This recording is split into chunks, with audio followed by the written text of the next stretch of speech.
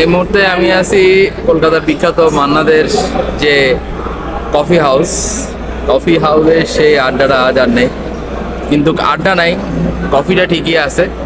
আর কফির লিস্টটা কিছুটা এরকম, অনেকগুলো কিছু আছে এবং সাথে আরও অনেক স্ন্যাক জাতীয় জিনিস পাওয়া যায়।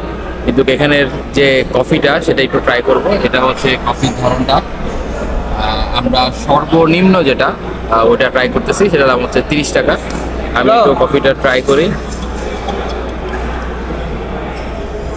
ও দাদা, দাদা লো সুগার লাগবে, চিনি regular as usual coffee, but চিনি লাগবে। চিনিটা একদমই কম, তাও ওনারা বলতেছিল ম্যাগির তলায় পড়ে থাকবে, আপনাকে নেড়ে নিতে হবে, কিন্তু নাড়ার পরেও কিন্তু তেমন একটা চিনি হয় নাই। তো এই হচ্ছে মান্নাদার সেই কফি হাউস যেখানে আমরা আসছি।